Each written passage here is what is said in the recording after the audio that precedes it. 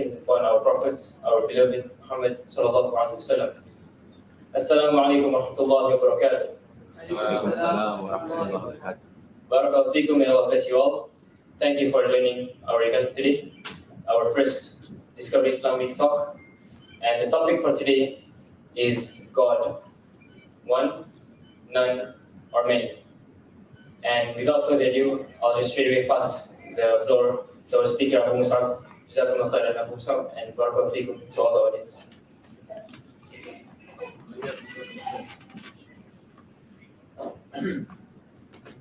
الحمد لله رب العالمين والصلاة والسلام الأتمان الأكملان على نبينا محمد وعلى آله وصحبه ومن تبعهم بإحسان إلى يوم الدين وسلم تسليما كثيرا. أما بعد, we praise Allah subhanahu wa ta'ala abundantly the way He deserves to be praised. We ask Allah to exalt and mention grand peace and send His blessings and salutations upon the Prophet Muhammad sallallahu alaihi wasallam and all those who follow them on the path of righteousness until the day of recompense. This topic that we are about to embark on is rather a controversial one and one that may disturb certain people. If you go through the history of mankind, you will find that at any given point in time and at every given point in time, people belonged to one of those three categories. They were either people that believed in a God, some who did not believe in any God, some who believed in multiplicity of gods. And it's the everlasting debate. In fact, we don't expect this to ever be resolved. It's one of those issues that can never be resolved. For as long as we live, there will always be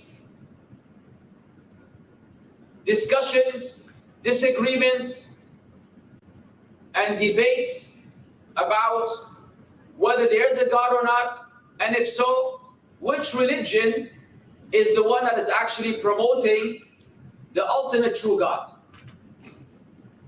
Similar to any other condition, there's always going to be claimants. And whenever you claim something, the burden of proof is on you. If you say that the cost of the coffee, oh, look at the timing. Inshallah, tabarakallah. That was genuinely coincidental. Jazakallah khair. Shukran ya Captain. If you say that the cost of this coffee went down from 4 ringgits to 1 ringgit, you come and make a declaration. Everybody, this year at We Die, We Win, what is it called? Old news, my news. Hey. This thing became one ringgit. Do we have the right to say, prove it? Or are we supposed to take its value? If all of us believed you and said, hey, let's collectively go buy cappuccinos. We arrive there, it's still 4 ringgits. You're in trouble. Especially in this rain. Somebody outside like that joke? What? The ones inside didn't like it. Anyways, so if you claim something, you have to justify it. So you either take a picture, say, look, they have an announcement that they have tape on the door that says discount, special season discount, cappuccino 1 real. And even then, people can say this is what? Photoshop. This is fake. The irony is, human beings are very specific and very particular when it comes to anyone making such claims. They want verification. You see a product that is being sold on Amazon or online or anywhere else, and of course, whoever promotes a product, they always make you feel as though this is the greatest product ever made. But what is the first thing that you do before you buy it? You look at the reviews. You look how many stars, rating and reviews. If the first review says, this is BS, this product is terrible, it didn't work, chances are you will not buy this product. Even though the one who wrote that review could be who? A competitor. Another seller selling the same product doesn't want this seller to sell it. We are so gullible and vulnerable that you say, something's wrong with this. I'm not buying it from this guy, I'm buying it from the other guy. Do you see how easily we are manipulated by opinions and views and statements? And how, for those who care and those who are concerned about details, they do the verification process. There's a verification process. Why is it then when we discuss the matter of religion, suddenly people become passive? Suddenly it is, look man, we were born into this religion, it must be the right one. Or my culture, or my people. Have you ever looked into Greek mythology? Does anyone know anything about Greek mythology? You know something? Yes. Actually, yeah, lots, because it's a game called Metaphor, and it takes place in that. Really? Yes, like all gods, Zeus, and Ares, and Poseidon. Whatever, yeah, A lot of gods, and every god has his own job, his own classification. Like Hades, he heralds the souls of the dead. Poseidon is all about the ocean, the rain, the water. Wait, is this game teaching you religion or letting you play? It's me after I got done. You did your own research. Gotcha. It was pretty fun. Yeah. You read this stuff and you're like, yo, how can anybody believe this? You know, God's being defeated, God's being killed, God's coming down on earth fighting with humans. Things that if you read, you say that how can anyone think this is real or that this is factual? How can people not identify this as a fairy tale? But to your surprise and mine, this is the belief, and back then it was the belief of many people. And if we were to explore every religion out there, we will come across things that do not correspond well with common sense. Let's just put it that way. But more important than common sense, and that is not what we base our belief on, more important than common sense is evidence, revelation, preservation. There's another set of criteria that we need to have when we look into all the religions for assessment. There has to be a different process, and when you apply this process, the results will become rather clear. First of all, one of the relevant questions that we need to address when speaking about this topic is, do we need God in the first place? Before we discuss whether there's one or more and which religion is promoting the true concept of God, another question can be asked, do we even need God in the first place? Now, depending on who you ask, you will get a completely different answer. You can ask two people that have the same interests in life. They like the same sport. They listen to the same type of stuff. They wear the same type of clothing. They identify with a particular group together. Everything in terms of commonalities, everything is identical. Yet, ask them about whether we need God or not, depending on their faith, and you will get completely contrasting opinions. So much so that you will say, how even? How could you guys differ so much when you agree so much? And that is because of perception. And that perception is of spiritual nature, and spirituality is unlike anything else that is physical and tangible. Spirituality is something that is a realm beyond the realm that has to do with the physical. Spirituality, however, in Islam at least, is the most important and the most fundamental and the most relevant matter that you should investigate, study, and explore. So one may say, we don't need God. We don't need God at all. In fact, there isn't a God. For this person, there's a long discussion that you can have depending on time and your information, but that discussion must take place. And that is that person able to prove the non-existence of God? You see, the point of contention when sitting with atheists or speaking to atheists, the point of contention is always lost. It's lost where people don't pay attention. It just it gets overlooked.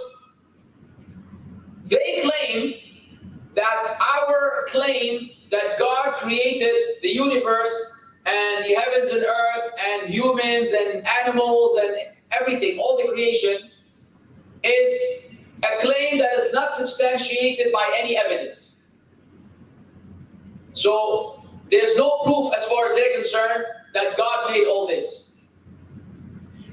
Tell them to give you an alternative explanation, and they don't have a solid alternative explanation. What they do have is theories. Hundreds of theories upon theories, all of which are based on science. Science is a variable. Science was never, ever considered something that is fixed and permanent. And anyone who claims otherwise is fooling himself.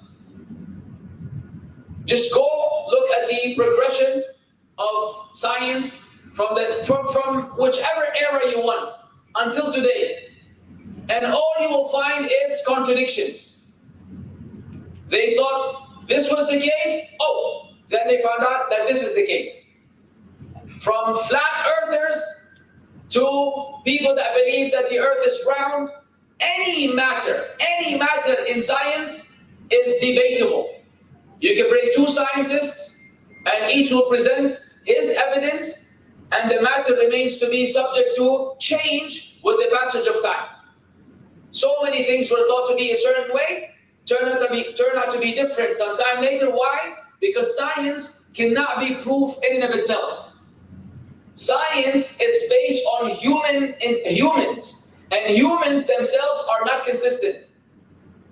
Meaning the only time they can figure something out is when man's intelligence analyzes nature or whatever it is that they're studying, and based on their study, their exertion of their efforts, they're able to deduct some sort of scientific fact or theory.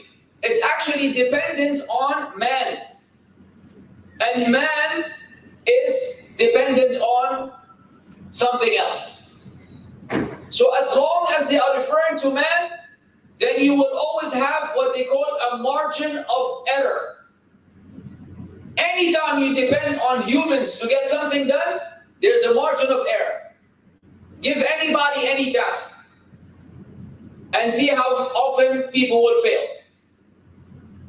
Out of 10 people, 7 will fail. At work, every single day at work, in any work environment, there's one boss and in one department of 5 employees. Every single day, all 5 employees fail their boss in one thing or another. And that head of department fails the managing director. And the managing director fails the headquarters, the regional headquarters, and the regional headquarters fail the home headquarters, the main company where the main country where this company is launched from or was founded in. So human beings are constantly messing up because what we have is deficient. We as Muslims recognize this very hard reality. We understand and recognize human deficiency. So while we appreciate science, we can never base our belief on science. We use science as a tool to further understand the magnificence of the creation of the Creator. Those light lightnings and thunder that took place earlier. Some of you experienced them. I almost died. I thought there was a major explosion because this came out of nowhere. 1 second I'm chilling, next thing you know, poof. And then it just turned out that it was raining. How weak are we? Can anyone guarantee that a lightning will not strike him? Can any one of you confidently say, based on science, that I'm good to go, I'm invincible, I am protected, I am self-dependent, I'm a human being with intelligence, I've figured it all out? Even if you claim so, you're bluffing. You can be walking down the street and it will strike you right in the head, take you straight to your grave. No matter who you are, what you are, you're absolutely helpless, like the rest of us. Look at any natural disaster, any earthquake, any tsunami, anything. Human beings are so weak and vulnerable. But we only remember how weak and vulnerable when it hits. And then even then, we want to attribute these things to other people being in charge of this earthquake, or these people triggering this and triggering that, still in this never-ending vicious cycle of conspiracy theories. Everything has an explanation, even though there's no real evidence for the explanation, as long as we offer one, in order to escape from reality. So the truth of the matter is, we definitely need God. Because when you believe in God, you have a purpose. When you don't believe in God, you don't have a purpose. Or if you were to have a purpose, your purpose is very, very short-lived and limited, depending on your lifespan. And your lifespan could be anywhere from, let's say you're already at the age of 20, I'm guessing nobody's below 20 except Ibrahim. All the way up to what, 60, 70? Yeah, you want to push the 100? طيب, fantastic. Then you're going to die. And when you die, what's next? All of those people that don't believe don't have an answer. There's only an assumption, a theory, that nothing, we will decay and we will, become part of the soil, part of the earth, and it's game over. Speaking of games, it's game over. Nothing left. Can anyone prove that though? What if you're wrong? Just what if you are wrong? What if everything that we've been telling you was right all along? What is your plan? What is your solution? How will you deal with it? A lot of people don't think beyond their life. And that's why I said that purpose is short-lived. Because you say, I have a purpose. I want to be successful. I want to make money. I want to enjoy myself. I want to party. I only live once. You've heard that one before? I only live once? No, Habibi, you don't live once. You live many times. You only live in this life once. And a lot of people party their way into death. And a lot of people, because of partying, ruin their life. So this idea that you want to do whatever comes to your mind, whatever makes you happy, can actually result in your depression, sadness, and in many cases, suicide, if you don't believe in God. It is not surprising that wealthy, successful people, famous people, have a much higher rate of suicide than poor Muslims in countries where they're constantly being bombarded by disasters, either war or earthquakes or whatever it may be. They're below they're suffering their entire life. Then you speak to one of them, says, Alhamdulillah. How's everything, brother? Alhamdulillah, everything's good. His whole family died in an earthquake. He doesn't have a home anymore. So, Alhamdulillah, all praise due to Allah. Meanwhile, some Hollywood star somewhere in his bathtub with a blade in his hand, thinking, when am I going to slit my wrist? and put an end to my miserable life. Miserable life? Women, drugs, partying, fame, success. Yep. Those who know.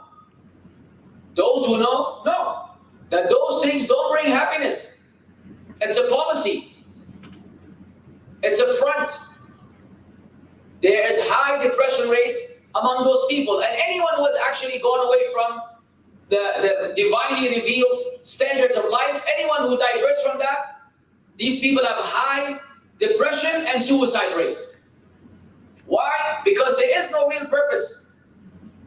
You will only feel fulfilled when you know that there's something coming next. So for us, when Allah says, "Man amila salihan min dhakarin aw untha wa huwa mu'min, falanuhyiyannahu hayatan tayyibah." Whoever does righteousness, whether male or female, while he is a believer, we will surely cause him to live a good life. So for us, believing in God, first of all, gives you worldly satisfaction. There are two things we're looking for. I want to be happy now, and I want to be happy after they bury me. That's my objective. As to how to be happy now, Allah gave us that promise. If you do righteousness while you are a believer, that you will be granted a good life. But we need to pause, because people have a misconception about what a good life is. Let me ask some of you, to make this more interactive so that you don't fall asleep and I can drink some coffee. What is a good life? What is your perception of a good life? A lot of children? I think for most parents, it's the exact opposite. Children are a blessing and a test. Yeah, buddy. Yeah, kids are nice in the beginning. Like the first few hours when they're born. Yeah, cute, no, nice baby. A few hours later, hey, what happened? I need to sleep. Changing diapers, nursing, the amount of work that the father and the mother and the father in all of this is still chilling. It's just a spectator, on the side. Looks good. But the mom is the one who has to go through a lot. Imagine 1 child, 2 children, 3 children, 4 children. Dude, it is a lifetime project. So, but still, some people love the kids anyways. Good for them. Anything else? Is that the good life? Huh? In my opinion, following a life according to following Allah's rules and regulations. Okay, so from a religious point of view, you have the view that we hold. No, but I want someone who might not necessarily be on that religious tip. Yeah. Maybe a stable life. Okay, a stable life. Like having a routine, followed maybe one time instead of following one road home, take Different routes home? these Wait a second, that's called, you just said have a routine, and then now you want to take different routes home. That's the opposite of routine. No, like One day you use Google Maps, the next day you use Waze. Yeah. Like, it's just like these small changes. I want to like fine. Do you need to have dinero? sorry? Money? Yeah. Okay. So good life is associated with money in the bank account. I mean, money is always nice. Not necessarily though. No, it is always nice. Okay, so money is a prerequisite. Health? Health is from God. No, but of course, whatever. Money is from you and health is from God. Wait a second. That's something more hard, no? Yeah, but I'm saying wealth and health are both from God. I'm saying in order to define a good life, do we say that you have to be well off? You have to have money so that you're not struggling financially.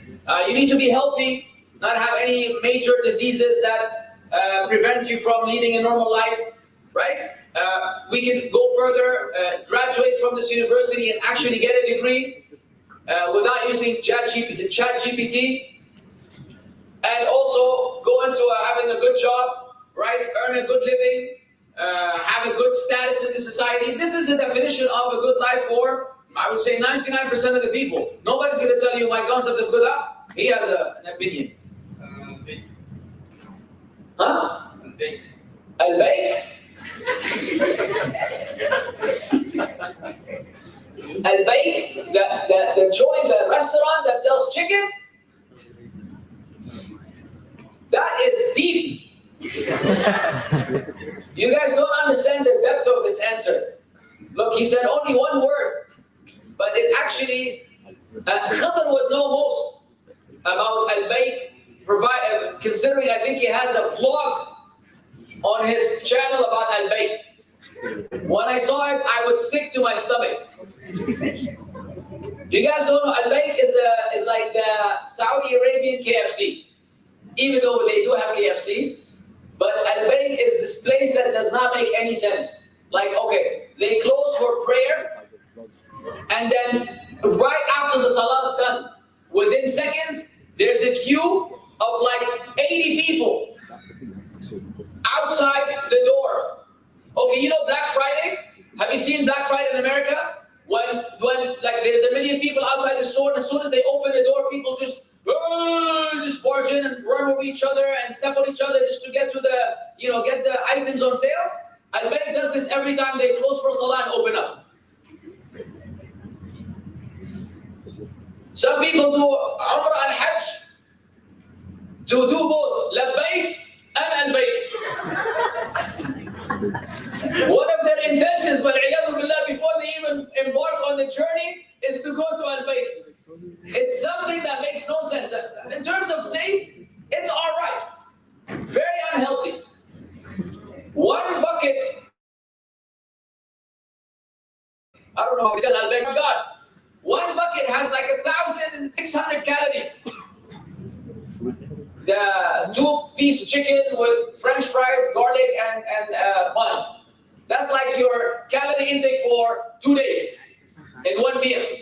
Unless you're trying to be, mashallah, gigantic. Thank you for that response, brother. Inshallah, you won't repeat it again. You have a concept, please don't comment on Al-Bayt anymore. Tell me that you have an answer about the good life. Yeah, what is it? A righteous wife. A righteous wife? Khalas, they got the message.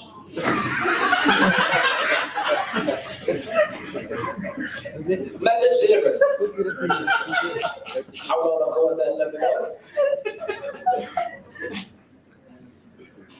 Now this crowd is special today. Yeah, buddy, yeah, it's his fault. Back to the topic.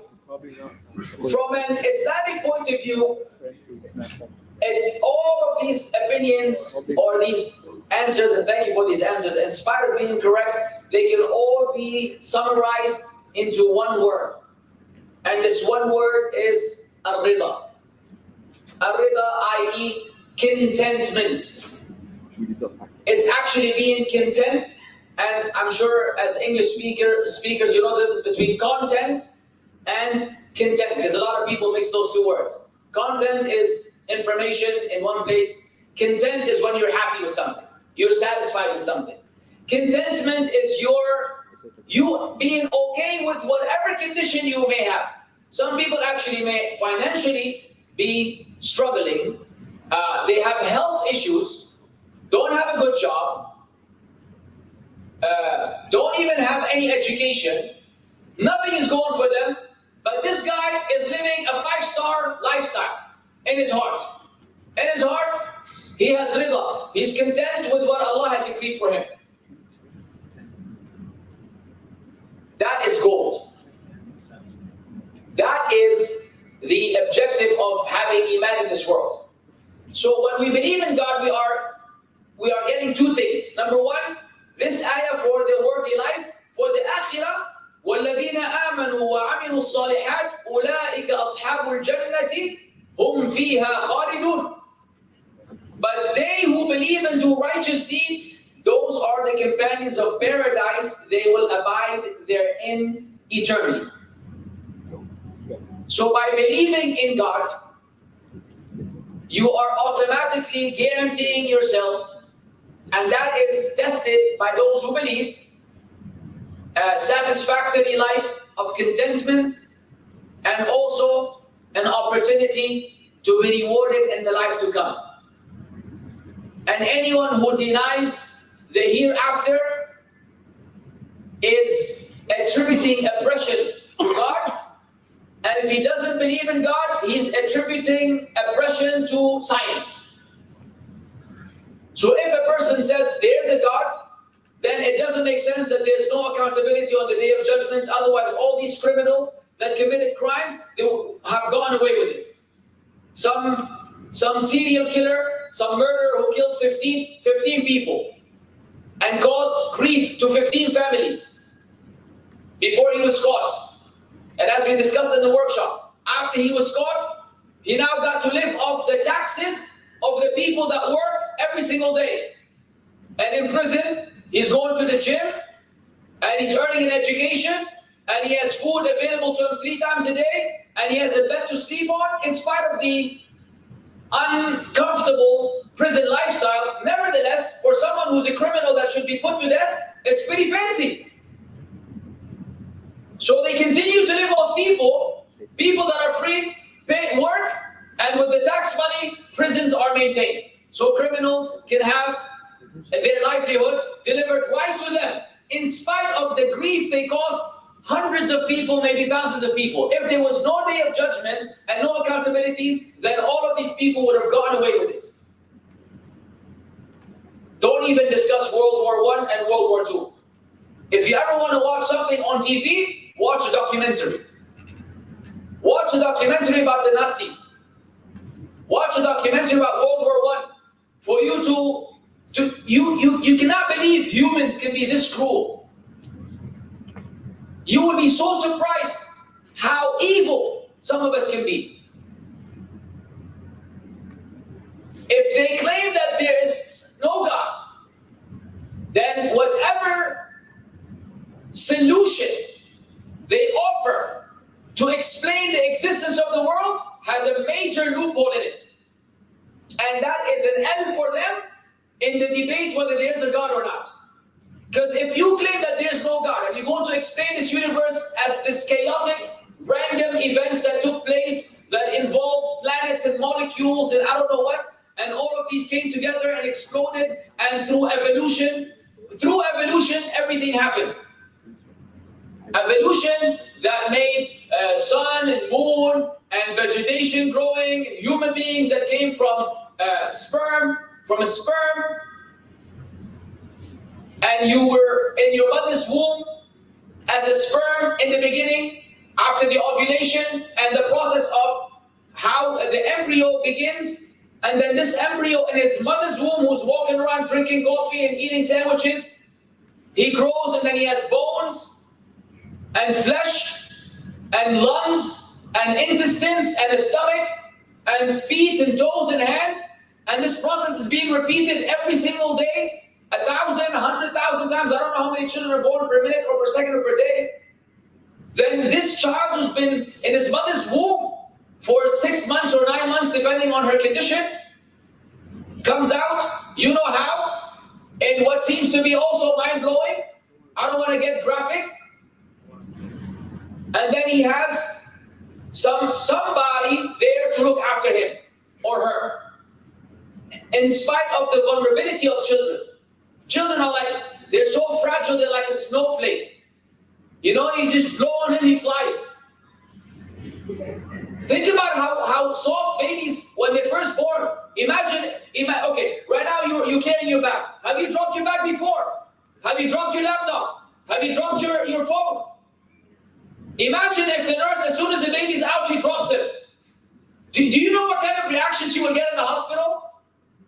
Like the world will stop for 1 second when a baby falls. Imagine a newborn baby fell out of the nurse's hand.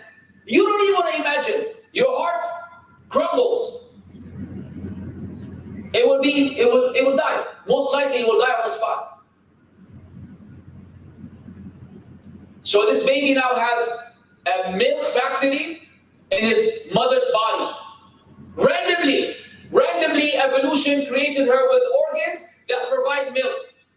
And this milk is the most essential nurturing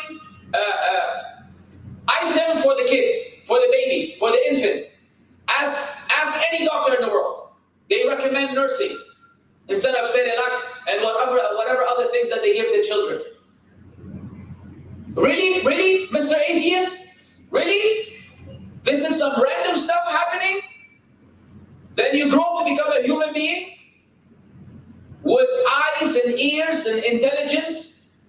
You have faculties to analyze, understand, translate. How does your eye work? How do you see? How do you hear? There is no way. There is no way on earth you're going to tell me that this organization and structure came from chaos. And if you claim so then this chaos of yours missed out on a very crucial part of the process. What will happen to all these criminals who got away with it by simply dying? Or Hitler, after killing so many people, including so many Jews, all he had to do is shoot himself and then, I'm gone, out, thanks. Can't get me, try again. It's insane. So we propose, therefore, that God is the one who created you. And if you want to have a purpose in life, and if you want to be successful in the hereafter, then you have to believe in this God. And this leads us to the second segment. Are there more than one God, or is it only one? From a scriptural point of view, i.e. revelation, there's only one God. That is our proposition. Because we have hundreds of ayat in the Quran about the oneness of Allah. مَا اتَّخَذَ اللَّهُ مِنْ وَلَدٍ وَمَا كَانَ مَعَهُ مِنْ إِلَهٍ. Allah never took up a son, and nor was there any other God with him. Among many, many ayat in the Quran. Some people propose, as we were discussing with the Greek mythology, and actually the Greek mythology proves my point, that there are multiplicity of gods. And as you know, this is impossible, logically impossible. Because we would assume if there were two gods in charge, there are two scenarios. Either they agree on everything or they disagree. If they were to disagree and one were to issue one command and the other one were to counter it, and then the one who issued the command, his command was the one that was executed, this automatically disqualifies the other one from being a God. Because God, by definition, when we say God, we are referring to the one who's in charge, the ultimate boss in this regard. So they could not be both. Otherwise, nothing would work in this world. One wants you to live, one wants you to die. What's going to happen? One wants it to rain, one wants it not to rain. What's going to happen?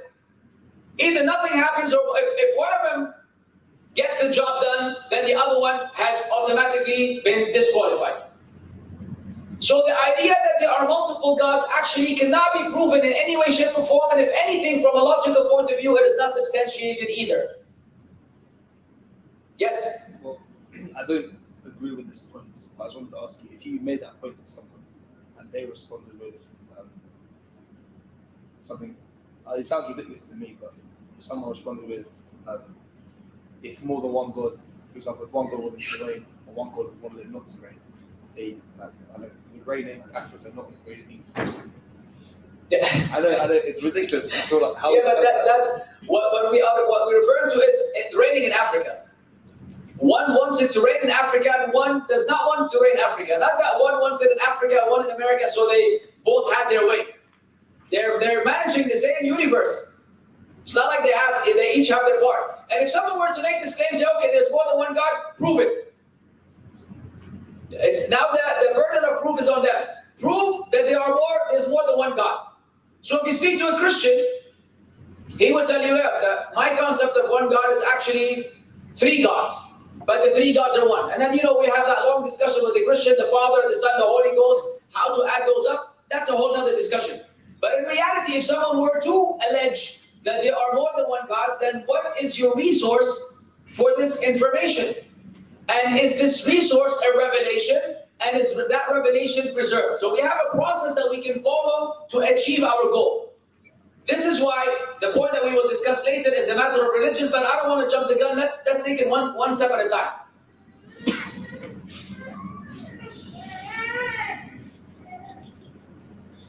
So when we say that there's only one God, a number of religions come to mind that promote the idea of one God. However, if we were to look a little bit deeper, we will surely and quickly find out that those allegations are incorrect and inaccurate. Taking into consideration all the religions that are out there, we should all be able to agree that the only religion that truly promotes pure monotheism is Islam. The only religion where the concept of one God is not one that is subject to negotiation, elaboration, investigation, or some philosophy.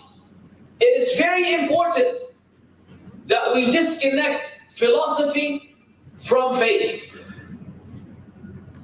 Because anytime philosophy enters the discussion, nothing is fixed anymore. Evidence. I was in the workshop, we were discussing the issue of using philosophy to prove the existence of God, and how when you discuss philosophy, nothing is verifiable anymore. And I was making jokes about, when you speak to a philosopher, this is a table, he will tell you, well, if you really think about it, it's not a table. He will give you some nonsense where you're like, what are you talking about? Today, while we were setting up the booth, we saw a young man, may Allah guide us and guide him, wearing an Eskimo hat. Okay? One of those, one of the ones that you wear in the winter when you're about to freeze to death because it covers your ear. So I'm trying to strike a conversation because that's how I am. I said, my friend, aren't you, isn't it a little bit too hot for this hat? He said, heat or being hot is a concept in the mind.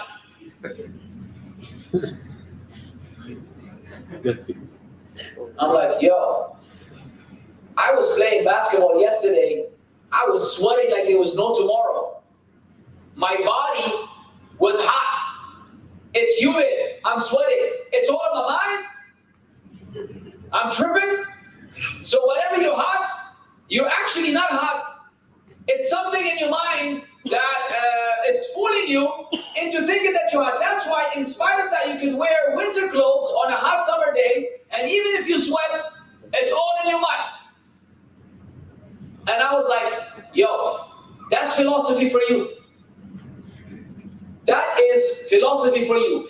On any level, at any given point regarding anything, once you want to get philosophical, then the discussion is over. People that are fascinated with philosophy, you can never reason with them on anything at all, because even the principles of reasoning are debatable. The very fundamental basic of reasoning is debatable. They go on to refer to Aristotle. They base everything on some other human being that came up with these principles. And today I read a very interesting Facebook post. I know I'm the only one who's still using Facebook. That Aristotle's wife, Socrates' wife was wild. She was a wicked woman who treated him like trash. And he said, among the wise things he said, I've been tested with 3 things. Lack of language, poverty, and my wife. As for the first one, language, I exerted myself to learn. As for the second one, poverty, I was economic in my spending. As for the third one, I I found no solution. And in the middle of his discussions with the students, she would come and scream and yell at him and humiliate him in front of his own students. And one time she came and dumped a bucket of water on him. So he said, after all this lightning, it was only normal that it will rain. And after all the screaming, it was only natural that it will rain. And so that was figuratively and literally her dumping water on him. So when you are referring to a human being whose wife had manipulated him and controlled him, that is a vulnerability among human beings. No problem. We're not tripping. We understand this could be the relationship of many people. His wife is the boss. His wife is the man. And he is the hubby, who's just complying with orders and receiving directions and executing on time. But that's not the point of discussion. If you go to refer your beliefs on a person who himself couldn't resolve his own issues, then you will never succeed. And that's why, please be careful when discussing the matter of God and religion.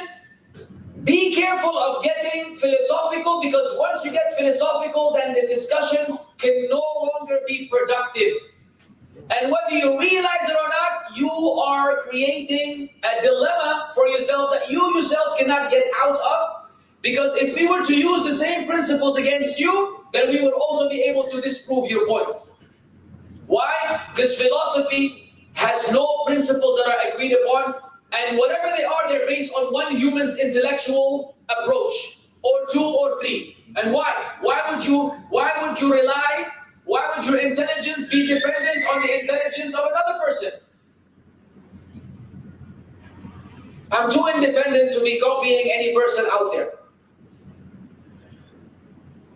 So, Islam puts forward the claim that among all the religions, if we were to assess them, only Islam ticks all the boxes that prove that this religion is the ultimate and the true religion of God.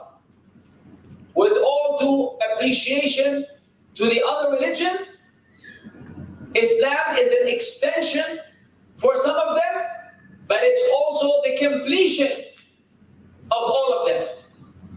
It is the most comprehensive, and it is the most logical, and it's the only one, and this is the underline this a few hundred times. It is the only one with preserved revelation. The point that we will have, or the debate that we can have until eternity, until the end of time, if the Christian, Jew, Hindu, Buddhist, everybody out there came together and everybody wanted to prove that their religion is the religion that will grant you salvation, nobody will be able to say this revelation that we have is preserved. This is from God and is preserved. All of the scriptures are subject to scrutiny. All of the scriptures can be proven to be written by man with interference, deletions, additions, revisions, versions of it being published, issued, removed from the market, reissued. No other scripture will pass the test of time except the Quran. Only the Quran. And the Quran presents itself as the muhaymin, the authoritative scripture over others. And the Quran is the one that has the challenge for all of you. And it started this challenge 1400 years ago. This challenge remains to be valid today and will remain until the end of time. And I will tell you from now confidently that no one will be able to meet this challenge. And that is the challenge of being able to imitate or provide or author anything like the Quran, so much so that it's as little as one chapter of the Quran, and the smallest chapter of the Quran is Surah Al-Kawthar, which is only 10 words. As you all know, when the Prophet Muhammad, peace be upon him, was sent, and when he invited his fellow tribe to Islam, the tribe of Quraysh and the Arabs back then, he was rejected by the majority of them. And not only that, those linguists, the Arabs, were masters of language. The Arabs back then had nothing going on for them. All other civilizations had already reached their peak, and the Arabs were still hanging out with camels and sheep. The Arabs were out in the desert with absolutely nothing going for them. Nothing going for them. Except language and poetry. That was their thing. When you think about rappers, you want to think about rappers today, those who can freestyle and those who can, spit off the top of their head. The average air poet would put any of these Eminems to shame. He would make him an Eminem. Put them on the shelf, eat them, and defecate them later on. Those guys had skills beyond what you can imagine. Don't believe me, study history, study languages. You will be amazed at the poetry that they author. There's a sha'ir named Amr al-Qais. Anyone has heard of Amr al-Qais? Ibrahim. It's not a playground, Habibi, sit down. Don't give me that look. I'm not scared. Guys, the Amr al-Qais has one poem that needs 15 professors from the top universities just to explain it. The Arabic language is such that you can use one word 7 times in a row, and each time this word will have a completely different meaning, and those words put together will make a sentence. You can literally say he wa he wa he wa he wa he, and to you I'm just saying gibberish. Wallahi, each word has a different meaning. And it's all, by the way, this poetry is a romantic poem about a woman that he loved. I believe her name was Layla. No, not Layla. Was it Layla? No. Selma. You have no idea what I'm saying if you haven't heard. So that was the Arabs. The Prophet Muhammad came to them with a book in their own language.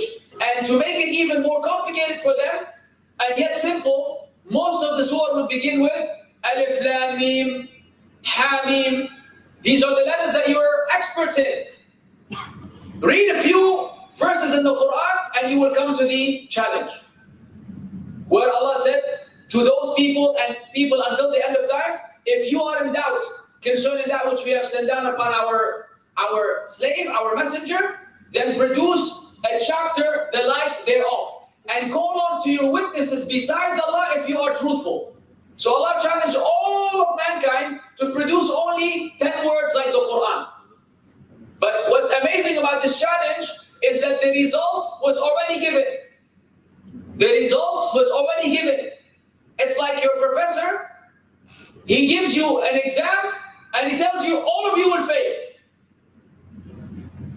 before you even take the exam, and you studied. And it's not like he's going to do something fishy where he's going to give you some questions that you didn't study. No, he's going to give you questions that you studied, and then he said audaciously, before all of you will fail. Then what happens when one of you passes? This professor's career is over. He can no longer look you in the face and say, man, get out of here, dude. You play games? Here, half of the class passed. So a human being can never make this kind of claim, because it might come back and bite you. Yet, in this verse, Allah says, فَإِن لَمْ تَفْعَلُوا وَلَمْ تَفْعَلُوا. If you're unable to do it, and you will never be able to do it. How? How can a claim like this, how can a challenge like this be presented, and 1400 years from that day until now, no one managed to get it done? Including those people that were the best linguists ever. And they hated the Prophet so much that they called him Sahir, magician, Majnoon, insane, Kahin, soothsayer, Sha'ir, poet. They wanted to put anything, any claim, any allegation against him, yet none of them managed to do this. And until today, no one has managed to do this, in spite of the, Islam doesn't exactly have the greatest status among mankind. Islam is on the attack anywhere you go, daily, 24/7. Islam is under attack by media, by the entire world. We're like these weirdos, these savages that have come out from nowhere that nobody seems to like. Let's keep it real. That's what it is. The propaganda against Islam is pretty bad. It's pretty bad. In spite of that, people become Muslim all the time. Don't ask me why. It's not a coincidence. But the number of people that are actually unhappy with Islam are many. Why don't they cut through the chase instead of burning the Quran, right? Because what are you going to do for burning the Quran? Nothing. You just get yourself in trouble. Instead of burning the Quran, doing something silly, why don't you actually go to a university in Cairo or in Riyadh or in whichever country you want, in Khartoum, go learn the Arabic language and bring a chapter like the Quran, only 10 words, and come say to the people here, this is your challenge, Tfaddal. I met the challenge. And then we will all have to pack our stuff and leave. There will be no more Muslims left. Because how can a divine challenge be met by a human being? It means the Quran is fallible. It means the Quran is vulnerable. It means the Quran is not from God. But the verse says, وَلَن تَفْعَلُوا. You will never be able to do it. It's pretty amazing. So because we have many elements to discuss, we can summarize them all with this point. Only Islam has preserved revelation, i.e. the Quran. So if you want to know what is it that you're supposed to believe and what is it that you need to attain salvation, then look no further than the Quran and the Sunnah of the Prophet Muhammad, meaning the way of the Prophet, because the Quran tells you that the lifestyle and the behavior and the manners and the exemplification and the application of the Quran is in the lifestyle of the Prophet Muhammad, peace be upon him, who was the best of examples and who we will give a lecture about, inshallah, in a few days, about how he lived and what he was and how he was viewed. So you will understand that it's not just us coming up with fairy tales. It is not Greek mythology. Everything that we're saying is actually verifiable all the way until the time of the Prophet, and from the time of the Prophet until today, with the chain of narrators. This person heard it from this person. We know their name. We know where they were born. We know when they died. We know in which city. We know everything about them. Biographies have been written about every individual that narrated to us a statement from the Prophet Muhammad. No other human being has this privilege. In spite of the Google era, in spite of the Chat GPT era, no human being has this privilege. That what he said was actually narrated by so many people throughout time, so that it is recorded and can be verified that it was said by him. It is quite something to marvel about. So in reality, brothers and sisters and guests, the answer to this question is that there is a God, and it is a one God. This God is Ar-Rahman, the most merciful, because it highlights the compassion and love towards His creation. And we believe in conditional love, not unconditional love. As opposed to Christianity, there is no such thing as unconditional love. Love is earned. God loves those who do things that God loves. You cannot be going against God and attain His love anyway, because that would be a form of injustice as well. So love is conditional. Allah is Al-Malik, He's the King, He's the Sovereign. Allah is Al-Quddus, He's the Holy in the ultimate sense. Allah is the Salam, the source of peace. Allah is Al-Mu'min, the faithful. Allah is Al-Muhaymin, the guardian. Allah is Al-Aziz, the mighty. Allah is Al-Jabbar, the compeller. Allah is Al-Wahhab, the restorer. Allah has all the beautiful names and attributes.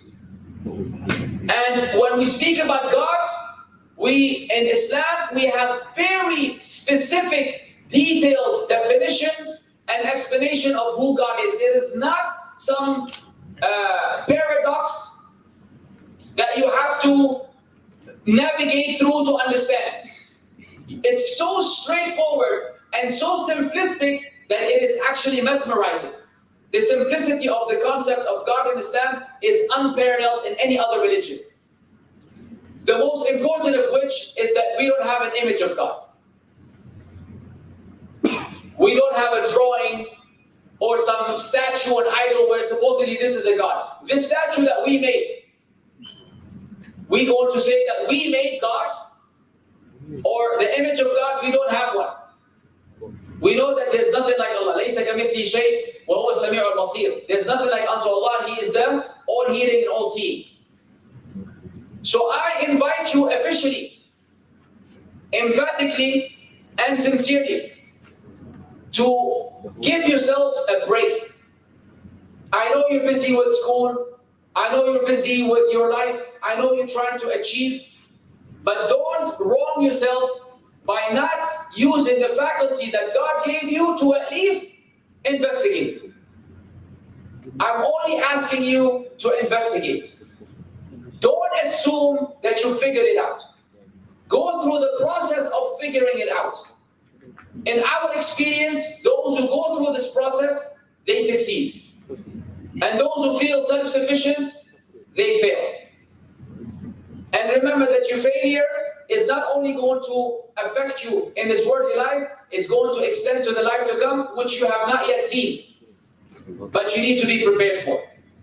So I ask Allah Azza wa Jal to guide us and guide you and guide everybody and open our hearts to listen to the truth, to fetch for the truth, and when we find it, to adhere to the truth. هذا والله أعلم وصلى الله وسلم على نبينا محمد.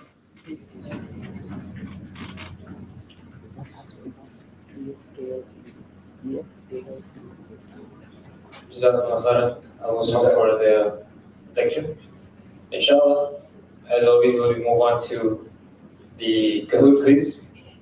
And we'll need some time to set it up, inshallah, so bear with us. Yeah, no problem.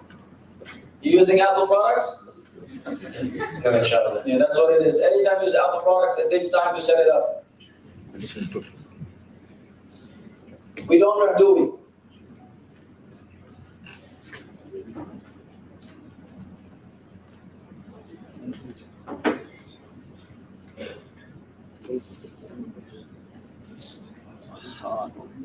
Alhamdulillah. This coffee is 5 stars. For a machine. How do you sleep? It's 8 p.m. How do I sleep? Usually like this. Are you able to sleep? Listen, I'm an old man. And I've been drinking coffee for quite some time. I have reached a point where I drink a cup of coffee to sleep. So I drink this and knock out 2 minutes later. So as you know, your tolerance to caffeine will be affected by your consumption. So you reach a point where it will give you that it's probably psychological at this point. You understand? Like caffeine is just in my mind. It's making me feel like energetic. I probably don't need it, but yeah. Oh, yeah. Plus, with these brothers, there's no such thing as you drink coffee and you go to sleep. By the time we go to dinner and come back, you will be fajr anyways. Oh, I'm sorry, are you still here? Still setting up, waiting for players? We'll give around 2 minutes for everyone to enter the quiz, inshallah. This is a quiz? Nice.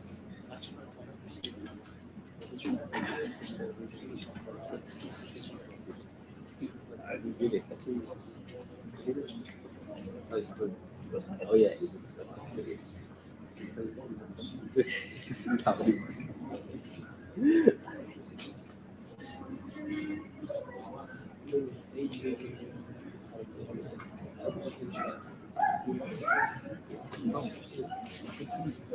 looking at answers. You're doing after looking at answers. Just answer. That's not everything here. It's disqualified. Then it's taken prize.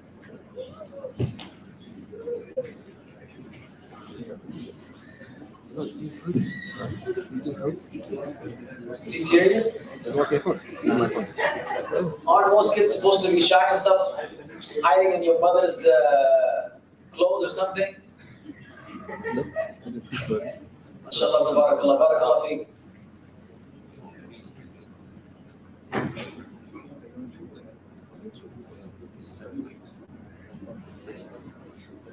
Someone's name is Shirfa. My name is there, I didn't play. What's going on here? Rick? Zai, share. It's connected, I don't know why it's We'll give around 15 more seconds for everyone to enter.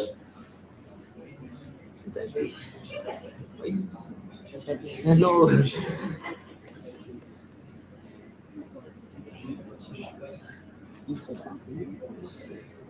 And before we begin, the prize is Jack 30 ringgit grab voucher. What is the price? A 30 ringgit grab voucher. 30 ringgits? Yes. Okay, you guys are university students. Bismillahirrahmanirrahim. Let's begin, inshallah.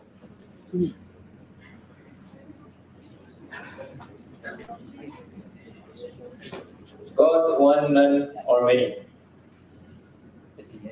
This is interesting.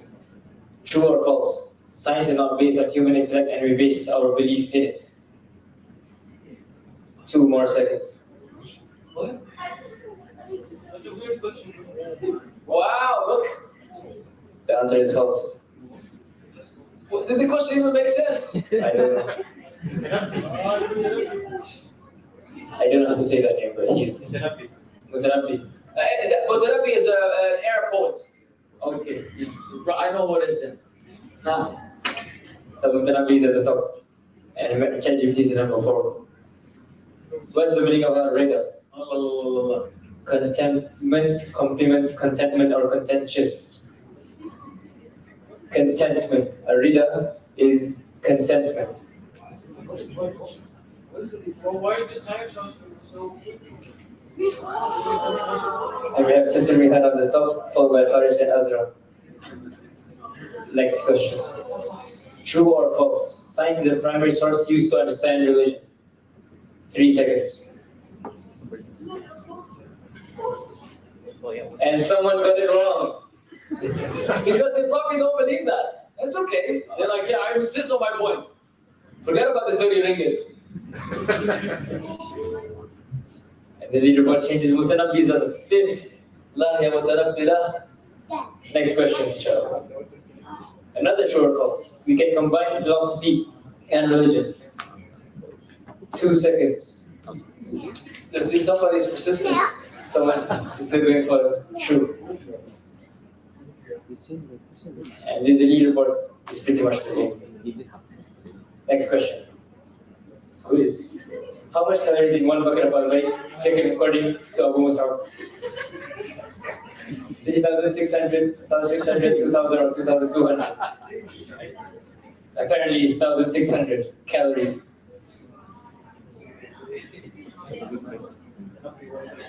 And ChatGPT number 3.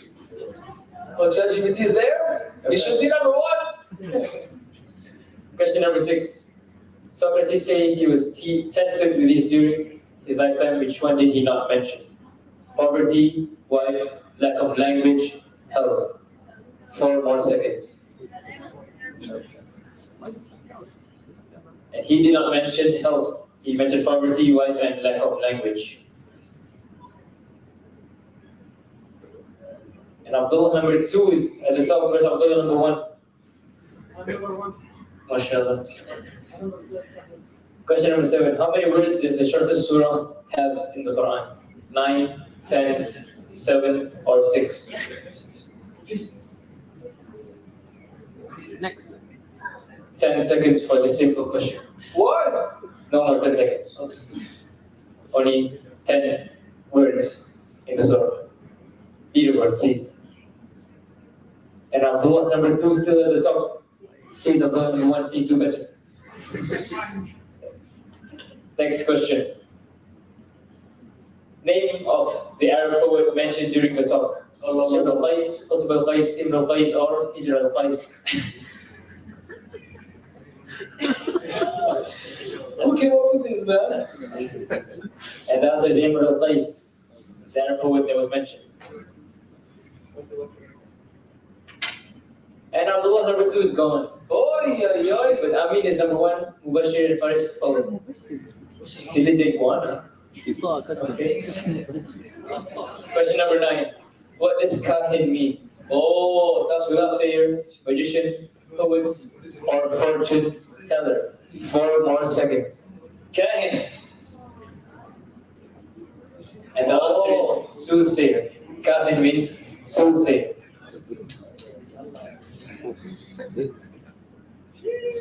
And with that, B comes back on top. Legend, Iguana, then number 3, followed by ChatGPT. 2 more questions? 2 more. Yalla. Question, second last question. How is the saying of the Prophet Muhammad ﷺ preserved? Magic, by miracles, or by chain of narrators? 3 seconds. Chain of narrators is preserved by the chain of narrators. Leaderboard. Mutanabi and Mubashir stay, and ChatGPT is back to number 3. Last question for the quiz, inshallah. True or false? The love of Allah is unconditional. 3 seconds.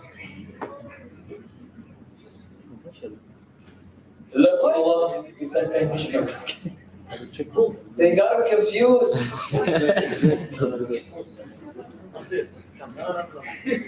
Wow. The love of Allah is conditional. Because of rush, I think they didn't think about it because is negating, so they probably man. No. Beautiful. Tayyib, yalla. Final leaderboard, inshallah. And number 3, we have Shahrukh, mashallah. Number 2, we have ChatGPT. And then number 1,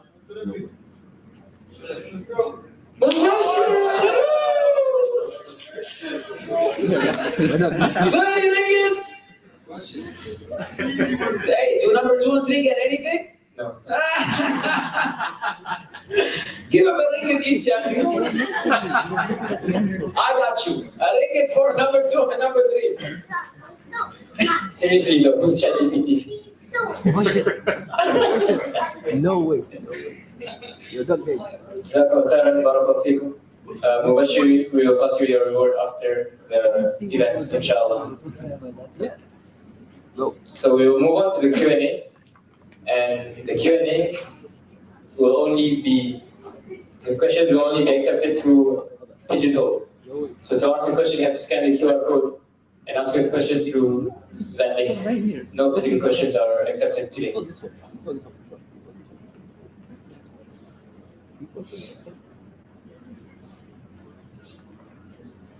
That's why he was sitting there not taking pictures.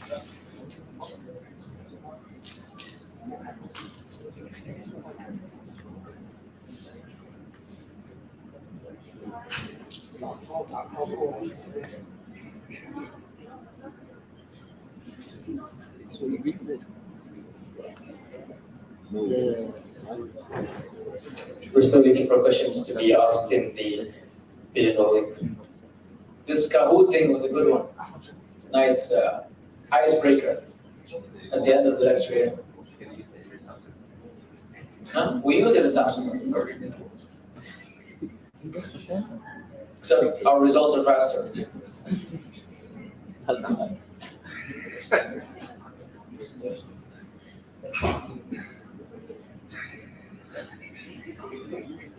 What happened? He says a Mussab has 27.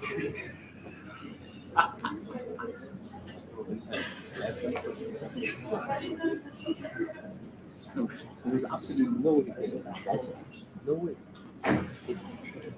We leave it up to them, but we tell them. But we tell them, you don't. But then, if they sit next to you, it feels confused.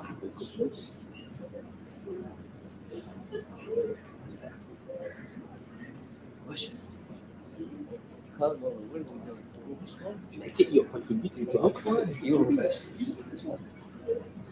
That's why you want to take pictures. Doesn't get you so right. Takes that long? There's a question. Oh, good. Who is more famous, Mussab or Ahmad Shawqi? I don't even know Ahmad Shawqi. So that tells you who's more famous. I don't know who's Ahmad Shawqi. Egyptian poet? Wallah, martyr? 1800s? No, I go 1600s. I'm old school. From the Biggie Smalls era. I don't know about this guy. But it's my issue. Maybe Ahmad Shawqi is more famous. Ask ChatGPT. It's ridiculous, man, this ChatGPT. What's going to happen to mankind? Like, what's going to happen to us? It's a problem. You're going to reach a point where you don't even have to use your brain anymore. You understand? Everything is being delivered to you on yes? On a silver platter. It's a disaster. And if people use this in their education, then mankind will have a major pitfall where a lot of unqualified people will be running businesses and medical world stuff, and doctors and nurses, all of which passed using AI, but they themselves don't know jack. I got a major issue with this thing, man. And I will give you all a piece of advice. Do not rely on this thing to get your degree. You will definitely regret it one day. Work hard, earn it, and then let the people that want to be cheaters use it. But so you can have a peace of mind, you can have a clear conscience for the rest of your life that you actually earned a degree like people used to do back in the day. Because that is just crazy. It's absolutely crazy. You don't even read, you don't even know 80% of what you're submitting. And one day you will mess us all up. You know, my children, your children will have to suffer at the hands of someone who earned their degree unjustly. And then they will be the victim in whichever field it may be. And don't tell me it's like Google search. Like back in the day, there was no Google search. Now, the Google search is just a tool of research. You still have to do the work. You search something up, it's going to give you 1, 2, 3, 4 options. Now you have to go through this option and that option and read and study and understand. We all use Google search, no problem. This thing is, you tell it, you want a 1-hour lecture about watermelon, it's going to give you a 1-hour lecture about watermelon. And then you can submit this as an expert on watermelon, even though you've never had a watermelon in your life. And you don't know anything about it. Anyways, I'm trying to kill time until you get a question. There's a question or rather a statement. Someone asked during the da'wah today, is it true that no English translation of the Quran is accurate and that we have no choice but to learn Arabic to understand it? Yes and no. I would not say that there is no translation that is accurate. Sahih International Translation is rather accurate. Now, you may differ with the translators on a few words that could have been translated better, but that is always subjective. It depends on a person's knowledge of language. So I may prefer a certain term over the other. It does not render the other one to be wrong. So no, I would not go to the extent of saying that there isn't an accurate translation. There is multiple accurate translations, but should you learn Arabic to understand the Quran? Ultimately. Because whatever the English language provides is incomplete, insufficient, and unfulfilling. There is nothing like the impact of the Arabic words on your ears and heart, because they are the words of Allah. They are the words of the Creator. Whatever you're reading in English is the words of a human being. Translating the words of the Creator, it does not have the same impact. It will never have the same impact. So yes, you need that Arabic language to truly feel the Quran and not only listen to it. Now, there's a question. It says, there are instances of a kafir where they are granted entry to heaven simply because they fed a kitten occurs. Wait, I'm sorry. There's an instance where a kafir is granted access to heaven simply because they fed a kitten occurs. Similarly, an atheist living his life doing good deeds could as well enter heaven. Is this correct? No, it's not correct because you don't. The hadith that you're trying to cite, you have not read it properly, or somebody gave you false information.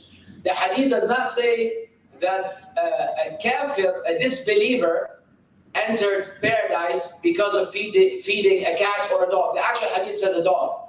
It says a prostitute.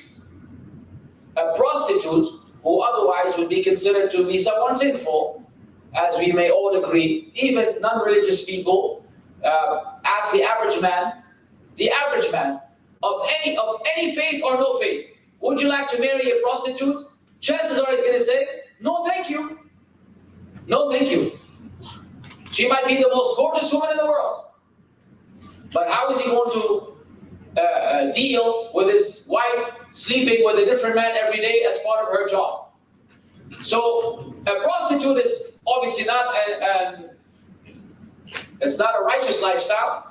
A woman who had been in this condition, she was in the desert, very thirsty. She drank some water. A dog who was also thirsty was around her. So after she had drunk, she went down to the well and got some more water to give the dog some water as well, out of compassion and courtesy, and in appreciation of her endeavor. Allah forgave her sins in spite of her sinful lifestyle, and she was admitted to paradise. But she was a believer. There was nothing that suggested that she's a disbeliever. So the atheist who lives a lovely, charitable lifestyle does not have the right foundation or currency to be rewarded by God. Meaning, there's a contract. Let's just say there's a contract. The contract is to believe in God. You didn't sign the contract. Equal to a student who never signed up in this university. Imagine you never went to HR, never went to administration, never ever put your name as a student's university yet. Every day you're here. You attend all the classes, you're taking all the notes, and you're all happy. Then one day, give the exam, you don't receive a paper. Why? You're not registered.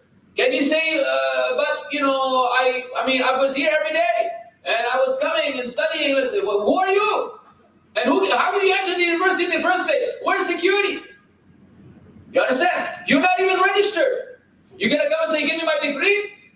So a person doesn't believe in God. In fact, he denies God. Then on the day of judgment, he wants some goodies. It doesn't work. You don't have the right currency. You don't have the right foundation in the first place. So instead of denying God, because atheists, in my humble opinion, they are denying what they know deep down. There is no real atheist in the world. There is no real atheist in the world. There is a person who is very good at covering his natural disposition, dismissing his natural disposition, acting, pretending that everything is making sense when deep down they know that things don't make sense. And therefore, they're making a choice to disbelieve, and they will be rewarded accordingly. Okay. The question. Can we call you Khazar the babysitter? Should be a new title. Record that one. Now, the next question asks, why do people say Muslim women are oppressed? They say that Muslim women are oppressed because they're unable to digest the fact that these Muslim women, in a time where looseness and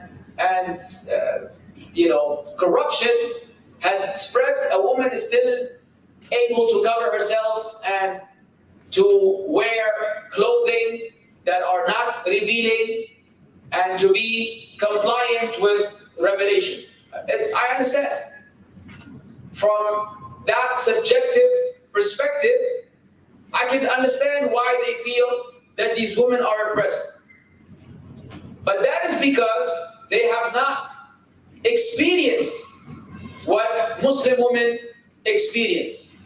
You see, there are times where you do things outwardly that are difficult in order to achieve happiness. I'll give you the biggest proof that none of you can deny. Go to any gym. What do you see? People busting their behind. Do you think anybody really enjoys an hour on a treadmill? Don't you think all of us wish that we could just be all buff and like Hulk without going to the gym? But a man or a woman will go to the gym and work out on a daily basis. They will leave alone food that they otherwise love. And they will go through a very strict lifestyle and diet in order to what? Physically, outwardly, they're suffering in a sense because you're putting a lot of work on your body, but then when you see the results, how do you feel? Tamam. Good. Otherwise, we all know that sometimes the gym is the last thing you want to do. It's almost like a job or an obligation because you need to achieve the results that you're looking for. So if a man or a woman is able to undergo some hardship, or you earning your degree, same thing, you study, anything you are willing to sacrifice to get that inner peace, then Muslim women, they do this in order to achieve their inner peace. How is that oppression? If so, then this is what fat people will tell you. Fat people that don't care about health, they will tell you, all this, so don't eat salad and don't eat burgers. Khalas, you're gonna die anyways. So just knock yourself out and eat all you can. If you're in the Philippines, it's eat all you can. If you're in the rest of the world, it's all you can eat. And I know people who love eat all you can. They go to the restaurant for 5 hours, 6 hours. They go eat, digest, release, come back for more. And it's normal. So they will tell you, why are you troubling yourself? No need to have any diet. Just live life. Have a great time. And then we'll say that's not how it works. Similarly, Muslim women, they cover themselves. They have certain restrictions because first, it will serve them well in this world. And more importantly, it will connect them with their Creator. And it will enhance their life now and after they pass away. And for us Muslims, that's the ultimate achievement, the ultimate goal. The last question for tonight, inshallah. What do you think about someone who is agnostic, but their heart still belongs to Islam? Do you think these kind of people have a chance to go to Jannah despite their good deeds, but being agnostic?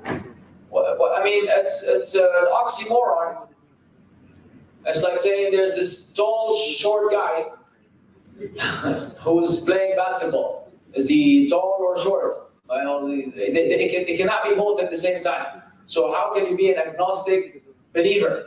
The whole concept, the definition of agnosticism is you're speculative. You're not quite sure. You neither affirm God, but because there's a probability, you don't deny it either. That doesn't work. That does not translate into Iman. Iman, by definition, is believing firmly in matters of the unseen. And there's no speculation regarding Iman. There is no speculation regarding faith. It is not subject to scrutiny. It is not something that you need to reflect on and see whether you should have it or you don't. It's something that is affirmed, assertive, and straightforward. So once you have Iman, then by definition, you cannot possibly be an agnostic or someone who doesn't truly believe. So no, I would say in short, that person is disqualified, because a prerequisite of entering paradise, as we mentioned in the lecture, is الَّذِينَ آمَنُوا وَعَمِلُوا الصَّالِحَاتِ, those who believe and do righteous deeds. So belief is like the infrastructure, if the foundation upon which you build your house. Have you ever seen anyone build a house and install walls and windows and doors without a foundation? It will collapse. You first have to have a foundation. You have to first put the wall so you can put a window. Can you put a window without a wall? You just hang a window and then it falls on the ground. You put a door, it falls on the ground. So you have to have a wall to have a window or a door. You have to have iman for your righteous deeds to be hung on it, so that they are useful and beneficial. Otherwise, you're missing on the foundation, and it doesn't work in this way. That is the end of the Q&A session for today, inshallah. Thank you everyone for joining us. Barakallahu feekum. May Allah bless you all. Tomorrow we have another talk, inshallah, called Does Society Need Religion? By Ustadh Firdaus. This venue is at 3 and 12. However, we advertise that the talk is going to be at 8:15, but tomorrow it's going to be postponed to 9 p.m. So the talk tomorrow is in F3 at 12, but 9 p.m. inshallah. Thank you everyone. Jazakumullah khairan. Subhanakallahumma wa bihamdik. Ashhadu an la ilaha illa anta astaghfiruka wa atubu ilayk. And we will pray Isha at the masjid inshallah. Assalamu alaikum wa rahmatullahi wa barakatuh.